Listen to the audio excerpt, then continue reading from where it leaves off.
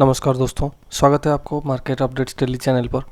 Guys चलिए एक नया वीडियो में आपको स्वागत करते हैं एंड आज हम डिस्कस करने वाले हैं इंडियन मर्चेंट बैंक का फिनेंशियल रिजल्ट Q1 का एंड उसके साथ साथ चार्ट परफॉर्मेंस। सबसे पहले हम रेवेन्यू फ्रॉम ऑपरेशंस की बात करेंगे, जो कि अगर यहाँ पे देखा जाए ये इंटरेस्ट इनकम 158.29 लाख है, जो कि लास्ट क्वार्टर में था ये 173.83 लाख, मतलब पिछले क्वार्टर से ये थोड़ा कम है। बट कंपेयर किया जाए लास्ट ईयर क्वार्टर तो सेम क्वार्टर लास्ट ईयर ये ज़्यादा परफॉर्मेंस भी किया था, क्योंकि 170.64 लाख था एंड इस बार ये 158.29 लाख है। एंड उसके साथ साथ अगर आप देखोगे तो टोटल रेवेन्यू फ्रॉम ऑपरेशन ये दिया है 690.35 लाख, जो कि पिछले क्वार्टर से ज़्यादा है। 589.48 लाख पिछले क्वार्टर था, उससे ज़्यादा है एंड इवन लास्ट ईयर का सेम क्वार्टर से भी ज़्यादा है। तो यहाँ पे देखा जाए तो टोटल रेवेन्यू फ्रॉम ऑपरेशन ये ज़्यादा परफॉर्मेंस दिया है। एंड इस पे अगर आप रेंटल इनकम की बात करोगे, रेंटल इनकम थोड़ा कम मिला है, 3.91 लाख हुआ है लास्ट क्वार्टर से, जो कि कम है एंड इवन लास्ट ईयर का सेम क्वार्टर से भी कम है। बट हालांकि ये कुछ ज़्यादा इम्पैक्ट नहीं डालता, क्योंकि इस क्वार्टर में अगर टोटल रेवेन्यू फ्रॉम ऑपरेशन देखोगे तो ये थोड़ा ज़्यादा है comparing to last quarter and even last year का सेम क्वार्टर।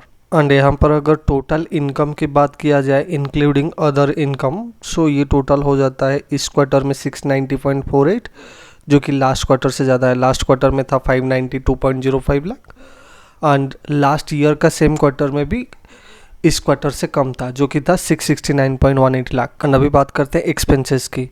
अगर गाइज एक्सपेंसेस की बात किया जाए तो टोटल एक्सपेंसेस यहाँ पे इस क्वार्टर में हुआ है 382.11 लाख, जो कि पिछले क्वार्टर से कम है, जो कि एक थोड़ा अच्छा न्यूज़ भी है एंड इवन लास्ट ईयर का सेम क्वार्टर से भी कम है।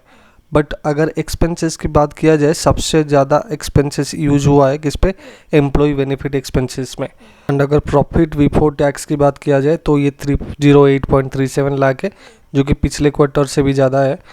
177.34 पिछले क्वार्टर था, उससे ज़्यादा है। आज लास्ट ईयर का सेम क्वार्टर में भी ये 278.33 लाख था, जो कि ये क्वार्टर उस अमाउंट को भी बीट किया है।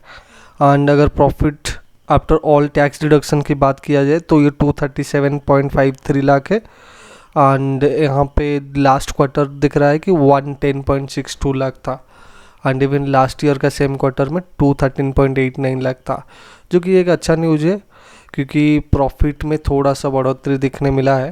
एंड अगर अर्निंग्स पर शेयर की बात भी किया जाए तो यहाँ पे इस क्वार्टर में 0.54 दिख रहा है, जो कि लास्ट क्वार्टर में 0.27 था एंड लास्ट ईयर का सेम क्वार्टर में 0.48 था। सो अगर मोटा मोटी देखा जाए तो ईयर ऑन ईयर ग्रोथ यहाँ पे दिख रहा है। हालांकि इतना एग्रेसिव ग्रोथ नहीं है, बट हाँ ईयर ऑन ईयर परफॉर्मेंस में ग्रोथ दिख रहा है।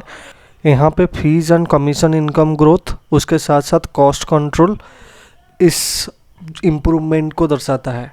तो चलिए देखते हैं अभी इसी पर्टिकुलर स्टॉक का टेक्निकल एनालिसिस क्या कहता है। सो गाइस, डेली का रेंज में स्टॉक ऑलरेडी एक रेंज में फंसा हुआ है डेली का टाइम फ्रेम में। बट अगर मंथली जोन की बात करोगे, मंथली जोन में भी स्टॉक एक नेगेटिव डायरेक्शन में है। मतलब यहाँ पे ऑलरेडी एक मंथली जोन से रिएक्शन दे रहा है ये स्टॉक। अगर ये 42 लेवल को ब्रेक करता है देन यहाँ पे हम एक्सपेक्ट कर सकते हैं एक छोटा सा रैली, बट स्टिल यहाँ पे हमें इतना ज़्यादा एग्रेसिव ग्रोथ दिख नहीं रहा है, तो इस वजह से इसको अवॉइड करना सही रहेगा। गाइज़, ये मेरा पर्सनल व्यू था इस पर्टिकुलर स्टॉक के ऊपर। सो गाइज़, यहाँ पे बताया जाने वाला सभी स्टॉक और एनालिसिस एजुकेशनल पर्पज़ के लिए। Before making any kind of investment you should have to check with the financial advisor. Thank you so much guys.